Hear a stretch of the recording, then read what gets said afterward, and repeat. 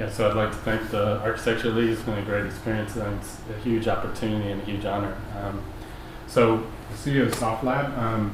So in the beginning, I'd just like to talk a little bit about the beginning of the studio, some of our attitudes towards how we operate. The first slide, I just wanted to talk a little bit about the sort of conception of the studio. So we made this slide about 6 years ago, and when we did that, when we formed the studio, we very much wanted to push back against this idea of the sort of image of the architect, which was in our mind a large white male in a dark suit smoking a cigar. So of course we took it a little bit too far, and it's nice to think of the studio as something which grows, and at this time obviously very immature, even down to the chest sweat. So I'd also like to answer sort of a question that's become like popular in the past couple months, past year, which is, are we going to ever build anything that's not temporary? And so what ends up happening in the studio is sometimes when there's a question about what we should do, we look at what we would like not to do. And so I think this has a little bit to do with the idea of no precedent as well. So it's not that we wouldn't want to do anything, let's say permanent. It's just that I think right now we're sort of training for that with the things that we do build. So the first reason why we don't build anything permanent as of yet is a pretty simple one. It's basically, I'm surrounded by a lot of talented people in the studio, but I would never let this guy build anything. And then the other problem for permanence with us is that, we don't want to make a mistake when we do anything permanent. Oftentimes, that sort of permanent mistake is made around dubious conditions. Many of us, have been with friends in Panama City for spring break, and someone has a good idea that they're going to get a dolphin tattooed on their back shoulder. And it's amazing for us that things like the most famous tattoo in the world is the ugliest tattoo. And so when I went to undergrad, it was in the mid-90s, and architecture as well had just ended a sort of spring break, at least in the U.S. And the first video I was shown when I was in school, like the first day was, and I can't find the video, but it was like Eisenman, I think he was getting interviewed while he was getting his hair washed at the hair salon. It was about Graves Portland building, and it was the Richard Meyer building. But with this building, it was great because I couldn't believe they were showing us this. I had never seen this building, but they had some woman, walking out the building saying it made her have a headache being in the building. They showed a cake, so there was a cake made with the building for the opening. And so, you hear a lot of times that if you can't make a model out of the building, then it probably it can't be built, or if you can make a model, it can be built. I think the other rule in reverse should be if you can make a cake out of the building, it should probably not be built. So that's where we stand. But I think we're still sort of in training. We're still sort of working. So that's why we try to build smaller things as our opportunity to make things, make real things. So also like Mr. Tyson and Mr. Graves, this is something we're just very afraid of, is this sort of statement later on, which is, Mike, what were you thinking? Like those guys have all heard. But some of the people that we do look at their work, like this attractive young man, is Benoit Mandelbrot. And so this is sort of the more sophisticated version, which is he was a fellow at IBM, unfortunately passed away last year. But what interests us is not just his work, he's a mathematician, but also how that sort of happened or came about. So he's a French mathematician, and as a kid in high school, he actually had to go to the countryside when during Nazi occupation of Paris, and it was at that time that he started to look at plants and natural things, and he started to realize that the math that he wasn't interested before could be explained in visual ways. So this idea of taking something which is a negative situation and turning it into opportunity is something that is very interesting to us. And then on the sort of opposite end, which is a less sophisticated, less expertise, is someone like Captain Crunch. So Captain Crunch is the name of one of the first celebrity hackers in the U.S. And the reason why his name is Captain Crunch, he had a friend who was, and this is in the 70s, so he had a friend who was blind and had perfect pitch, and he recognized that the 2600 hertz from the blue Captain Crunch whistle would produce the same sound that the Bell phone system, the analog phone system, to get free long distance phone calls. So you might have heard of a blue box that's named after the blue whistle as well. This is what Steve Jobs and Steve Wozniak played around with before they started a company called Apple. So also we're very much not interested in the binary condition or the true-false condition or the right or wrong condition. We're more interested in things that have range, so range of possibilities, and a range that can be, in some ways, have thresholds, but in some ways can be exceeded. So how do we produce variety within the work? And so one thing that we have to avoid is this type of thing. This is very scary to us. We're not interested in complicated things. We are interested in complex things, but we'd rather become something which is intelligible so people can engage with it. So we tend to lay on complexity in a very slow way, in a layered way, so that if in a way that it is approachable and understandable. So in this instance, like if we have a neighborhood which has a certain amount of connections, we would look at the move that you would make, not just to make more connections, but the simplest move you can make to make those connections more complex and allow for more choices. We're also very much interested in the everyday, not just the beautiful things or how they're made, but how we put them together and how we might take those everyday things and produce a sort of effect that might be multiplied, but also produce a sort of singular effect from that multiplicity. So we start off with the studio. We did a lot of interactive work, which sort of bleeds into our newer work, but this idea has always been part of our work, which is taking a simple element, whether it's a square or circle, and produce something which produces something irregular. So in this case, this is an interface for a client who their logo was a circle, so we decided to make a menu interface that was circular, and we thought it was great. The client complained because they don't like it because it's symmetrical. And so our answer was that it can be both. It can be symmetrical and asymmetrical. And that's something we try to do with a lot of the work, which is how can it be other things, not just one thing, but be many things or be both things. And so in that effort, we end up designing things which have a certain capacity or range. So it might be a simple object, but what we're more concerned with is not the object itself, but what its capacity is. What are the choices? What can it do? So when we work, we don't necessarily produce, we produce representational drawings for the client, but we produce another type of drawing, which is not unlike the Swiss Army knife, which is very much designed, but is a working drawing in the sense that it goes directly to the tool pathing for the machine. It isn't a drawing, it isn't a shop drawing. It's a drawing that contains all of the thresholds and range of that element designed for that piece. So in this case, this is a panel, which is a smart panel in our minds that it has all the parameters to become any panel of the piece itself. And we just, in this case, we input an Excel spreadsheet, and you can see it generates all the panels based on XY coordinates and labels the panels for production. So this goes straight to a CNC machine, whether it's a laser cutter or plasma cutter or things like that. So there is no contractor in a sense on this project. So even though we do develop those custom digital tools, we're also constantly making prototypes, testing physical things in the studio, sometimes in goofy ways and dangerous ways. This is Matt Clark from Art, who helps us out graciously on many of our projects and is very much into, hey, I'm going to come over and test the mylar. And Matt was the strongest one out of all of us, so we chose him to break it. So we're using high-tech equipment like a weight scale. These are our tests, which we forgot to use the weight scale, so they didn't really mean anything. And then this is the final piece. So this is one of our biggest pieces so far. It was outdoors in SoHo for the San Genarro festival.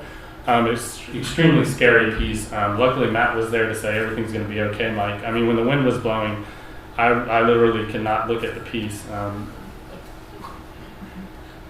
Luckily, someone video captured it so I could watch it later. And so a lot of what the studio does is we sort of start with very simple ideas. So simple organizational ideas like packing, stacking, things like that. And how can we make those simple ideas complex? So in this case, whether it's an interface, so how can you take something as simple as packing and make sort of irregular form with it? What's great about the sort of interactive work is it allows us to be very sort of plastic and fluid. We can do a lot of things that we can't do in the real world. We can pack things, we can reorganize them.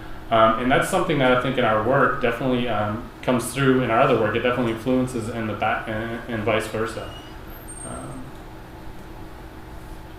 Whether it's packing for the legs of a table, so this is something we did very early on to sort of test the idea of making a sort of custom element, so optimizing basically making custom software to just make a series of elements very quickly. Or whether it's a storage unit.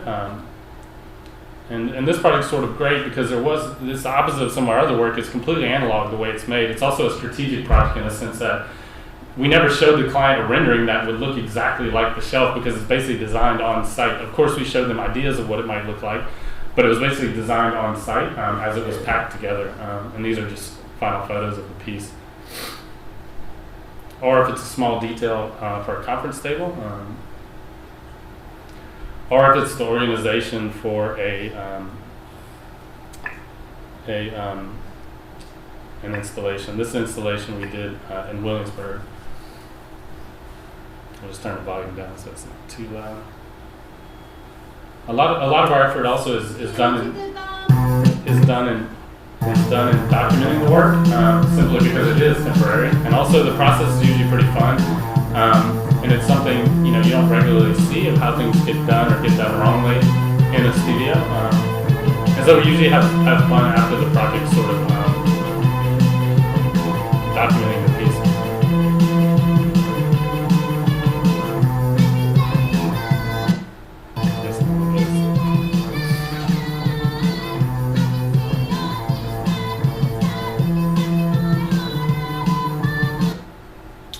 So another sort of idea, this is just a simple way that we kind of look at things, so slicing things.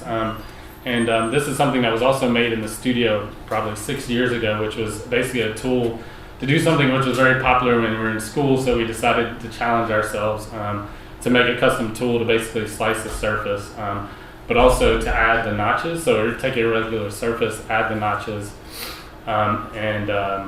and label it as well. And so we did a test. We were actually in a space at that time with a bunch of artists that had a bunch of CNC equipment. So it was amazing in the sense that we were able to go from the mezzanine with the computer down to the machine and make things. And so we did this test, this sort of experiment to see if we could, now that we had this optimized, if we could quickly produce the tool pathing, which basically takes what you saw, about 5 minutes, and then go downstairs and make something. So we ordered some masonite, we cut it, it's flat packed, it almost looks fun to put together, this is the final piece. So this was probably 6 years ago, and so that was a sort of experiment where we got it right in the sense that we were able to do it in a day, that's sort of what the studio does, and with a lot of the sort of side work is sort of experiment to see how we can make tools to make things go faster, and so that also transitions into our other work. So just like the interactive might influence our more environmental work,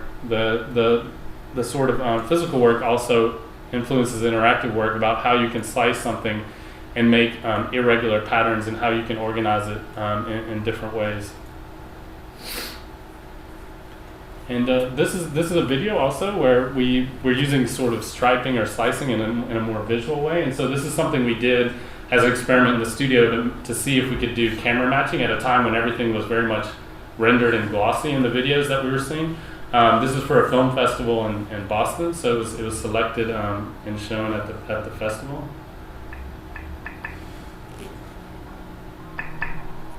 It was also not unlike the first image with the chain. I mean, we had just graduated from Columbia, so we decided to make a video about blobs. I mean, if you were going to make a blob, you might as well make it a real blob. So that was our effort here.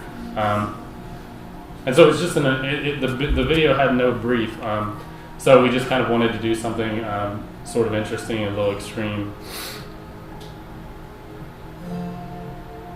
And so we imagined the city if everyone graduated from Columbia. And this is sort of an interesting video for us because what happened is someone asked us to show the video in a gallery, and it was our first installation. In a sense, we didn't want to just show the video because other architectural friends were building things, so we really wanted to build something. So we decided to build one of the pieces, the characters from the video. For me, I didn't want to make it this way. I thought this was a very dumb way to make it. Out of all the tests we had been doing, I didn't want to just laminate plywood, but the final piece turned out very beautiful. And it's one of the pieces that most people come into the studio, gravitate to the most. And this is the final piece. So the video is on the wall here as if the piece is actually coming out of the video. And then how you might even take this idea of slicing and impose it on architecture. So this is actually something we did with Nuit Blanche for the, they curated projections on the New Museum for the festival, New Ideas. And this was a lot of fun because we only really had a day to do it, so we shot footage. We wanted to do something physical. We didn't want to do something digital for the projection.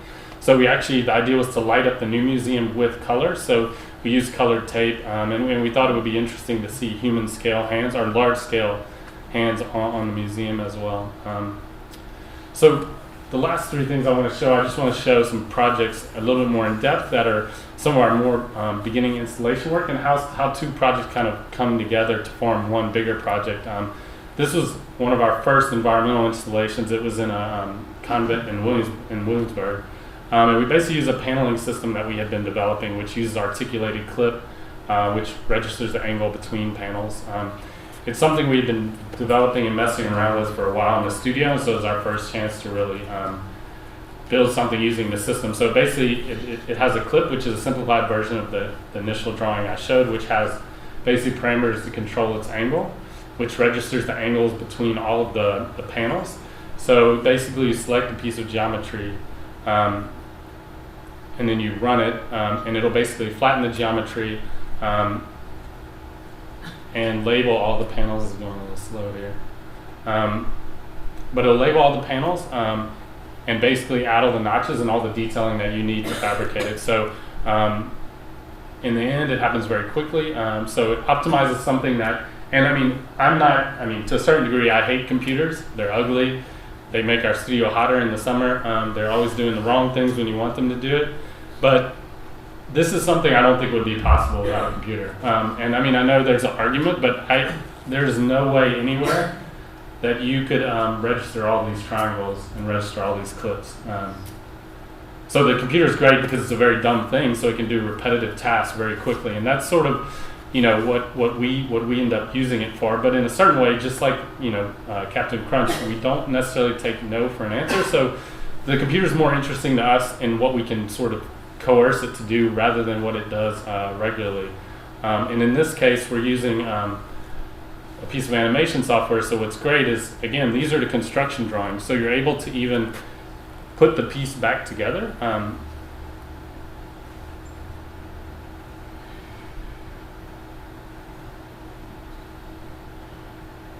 So you can sort of take it apart and put it back together again. And then what happens is, now that those pieces are registered back on the original geometry, you can go in and look at the piece, and you can see where all the labels are, where all the pieces are, which panels go next to the other panels. And so these are our construction drawings. So this is what we use on site. They always have black marks from the laser cutter on them. And so there's still no solution for the fact that even though you can do it, you still end up with like 4,000 clips and a giant puzzle that you have to figure out how it goes together. And things still go wrong. You still need to use the scissors. Some of the clips are too long. So there's on-site modification that has to happen. These are just shots of putting the piece together. It was in a convent with no AC, so everyone was freezing.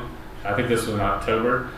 And then this is where we sort of harness technology to the maximum degree. Of course, it's our first installation, so we have no tools. There's nothing in the convent. So luckily, there was a table with a chair, and people had ordered pizza boxes, which make the perfect shim. And 3 pizza boxes was just right in that case. So this is when we're putting the thing together. I mean, this is the first installation we had done, so we're using the chair again, the magic chair. And then this is a photo that kind of made me say, oh shit, well, we should start taking photos of this thing. It's starting to look like it might actually happen in this photo as well. And then I was like, well, maybe we should send this out to our friends and actually invite them, which was opposite of what I was thinking before, because I thought it was going to be a complete disaster. And then this is the final piece. So the plan for the final piece was to clad it with reflective mylar. So one thing that we never really want to do is produce something that is a beautiful object in the sense that it's something objectified in a space. We really wanted to camouflage it with the reflection of the room so that the geometry would be discovered rather than sort of seen from outside the room. But it looked really nice without the mylar, and it looked monolithic with the chipboard. But we already cut the mylar panels, so it wasn't a question of whether we would go through the work. It was just which one looks better. And luckily our friend Alan Tansey, who's our photographer to this day, was there just taking photographs. And so we said, let's put the panels on. We already have the photographs. And these are just shots of the inside of the piece. And this is the entry room. So basically connects all the openings of the room. So you can't, when you look inside the room, other than the main opening, you see something radically different than what the inside of the room is. You see inside the piece. And then this is the piece clad with the mirrored mylar. So you can see the wood floors reflected in the piece. So our goal is never to make an object, but make something that people have to sort of figure out or walk around to see what it is. So we're very much interested in effect, and we're very much interested in materials and how they perform and produce those effects. So after that project, we were kind of like, we were asked to do another installation. We're like, we're never doing something with the clips again. We're like, one, that every clip is different. So we sort of had this idea that we could use maybe a binder clip and maybe use a gravity-driven structure. And we also wanted to do something with color, which is something we find that architects avoid a lot as well. So we decided to make something out of paper. And we also decided we were going to first color the outside of the pieces, but we decided to once again color the inside, so it's something that is meant to be explored or discovered rather than just being seen from the outside. So we basically designed a series of funnels, and each one has a gradient of color. So the bottom color is magenta. With the idea in an oblique view, you see the magenta without seeing the other colors. And also this is, again, probably the second installation. So we built a prototype and we were like, oh, this actually looks kind of nice. So we started making these, and here are the ones in the gallery. And so this is that sort of oblique view, and then here are shots inside the gallery. And this is a shot from below. So the last project I'm going to show is a sort of combination of those two projects. We really liked what effect we got from the color, but we really wanted to build something which was a complex shape. With the color, something where all the colors bleed together. But we were very much, we needed to develop tools to do that, which did not exist, and we knew it was going to be a pretty big undertaking. So in a certain sense, this is a combination of the last two projects. So to do that, we sort of had to have a software orgy. We had to get a bunch of softwares to talk to each other that don't normally talk to each other. We were also very much interested in, it was sort of self-initiated project, so we're interested in how we might plan an event and how we might publicize on the web and things like that. So I know everyone's probably burnt out on Kickstarter, but back when we did this project, it was relatively new and it was an interesting thing, and we were like, this would be a great way to sort of engage with people outside of the gallery. And it was also a lot of fun. I mean, for us, we were going to build something with a lot of panels, so our reward was if you pledge a certain amount, you get your name laser cut on the panel, so your name would appear on the piece, and then we mailed everyone their panels when we were done. So it was also, nerve-wracking to a certain degree. I mean, it was very exciting when this thing turned green and said funding successful, but then it was kind of like, holy shit, now we have to build this. And we also made our own micro site for the piece, which had a computer model of the piece on the site, and we basically used a Google map to track all of the sort of the people that pledged, which I think would be a great addition to Kickstarter, actually. So this is the piece. It's in a gallery on the Lower East Side. There's a window in the front, and we knew we wanted a space where we could kind of take over the whole facade. So once again, you wouldn't really see, what was actually happening on inside. You would see what was inside the piece. And so here I am again with Matt Clark from our group, and he's telling me things like, Mike, this isn't going to work, and talking to me about ridiculous things like gravity, basically raining on my parade. So we ended up, and Matt's great. I mean, he helps us with our work to this day. Helps us with on projects right now. So this is the final piece. It was broken up into 26 segments, one for each letter of the alphabet. And here are the rings. So this is a ring detail, which are the supports in between. So it's basically thin acrylic sandwich between colored panels, and they're just binder clipped together. This was also a sort of interesting project because color became a parameter in the project. So we quickly studied the color that we would use on the piece or print on the piece. I'm glad we didn't choose the McDonald's scheme. So the final scheme was a similar scheme to the funnels in the end of the day. It was magenta in the center, and each sort of aperture has its own color. This is one of the segments of the pieces with the pieces laid out to the left. So you can see the tooling with the actual color. So The big challenge here was the color. The color, we didn't want to pixelate it, which is to make each panel a singular color. Each panel is actually a gradient, and it's registered in the same orientation as the actual panel. So in that sense, it's completely seamless. And so another thing was we had to get the color registered at super high resolution because the piece was going to be a lot bigger than the computer model. And so as you can see, this is Heidi Werner's panel. This is one of the edge panels. So they're reversed because the printing is printed backwards, and the laser cutting is happening on the other side. So this is the high-tech equipment that we use to make the project. We use HP printers. We're still trying to get HP or someone like that to sponsor something like this. We bought like 4 of their printers. And so we printed the panels out. We used, printer works the same way any other CNC equipment works. It goes back and forth on a rail. Everyone has one in their studio, so now everyone can say, I have a CNC machine in my studio. This is one of the segments, so this is a stack of one of the segments. And this is four of the segments together. So they look very small in these shots. This is one of the interns in the studio at the time whose aunt, Janet, had bought a panel and put a message on it which says, Corey Kingston is a wonder and delight. And so here we are in the studio. So these are the days that make me very nervous. I think it's like a week and a half before the install. And everyone is extremely proud, as you can see, because they've hung one ring, right? So, we have a lot to do, and we're excited that we've hung one ring. And this is Tyler, who worked on a lot of the grasshopper for the project. He's extremely excited because now we've hung panels on the ring. Of course, we hung them backwards the first time. Of course, I was extremely nervous during this whole project, but I couldn't say anything. It was just like, well, yeah, we'll do it. It'll get done. And so this is the actual install of the piece.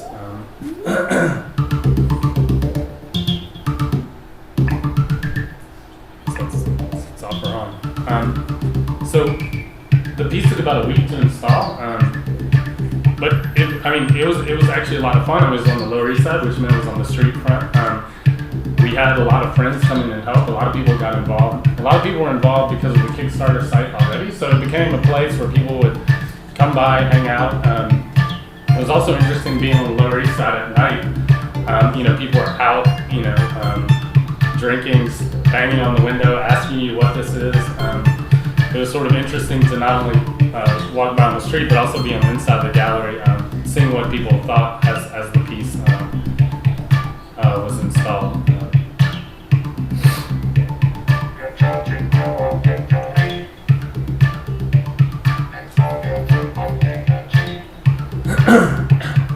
So the piece is made of about 4,600 different panels, and unless you live near a binder clip factory, this is probably the most binder clips you've ever seen in your life. There's 17,000 binder clips in the piece.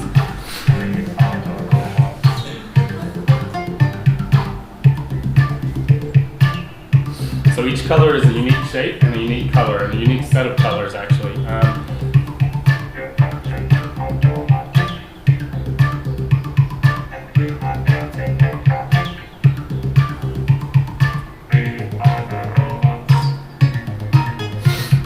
So it's also like painting yourself into a corner in the sense that we couldn't connect the bottom because we still had to adjust panels, so there's still holes you can see in the bottom so people can adjust things. Because once we did the window and we're doing the back part, we could not access the window anymore.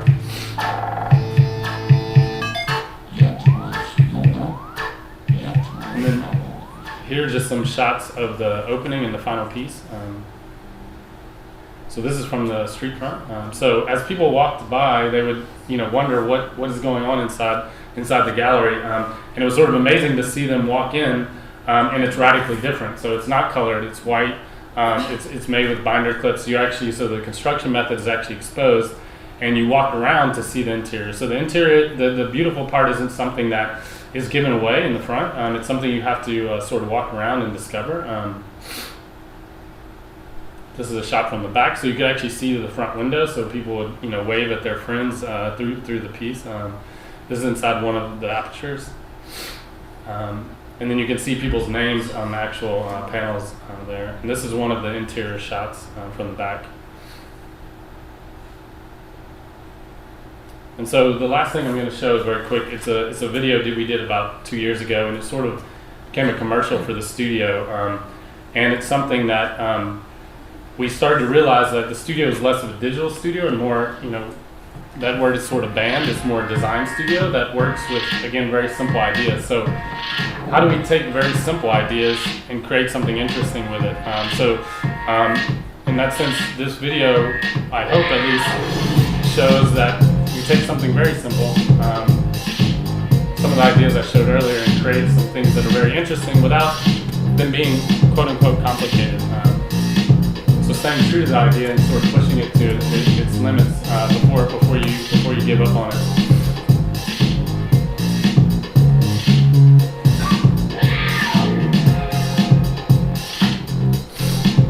And so this is also a sort of mini experiment in the studio, in the sense that everyone that was in the studio at the time developed their idea, also developed their video.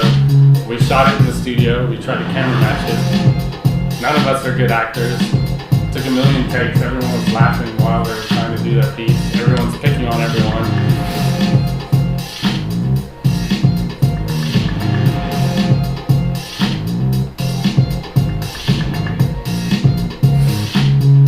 But this is something that's very interesting, at least for us in the studio and in some of our video work is, and that's why we like to use the sort of live action mix with CG, and even with our other work, is sort of suspending disbelief, at least for a second, which is trying to, imagine what if things were really this way,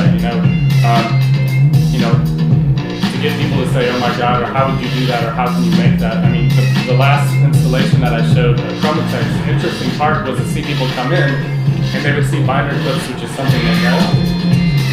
And of course they would say, well, I can make this. And then to see them slowly realize that every panel is different, and slowly realize, instead, how was this made? Why was this made? These people are crazy. Why would anyone do anything like this?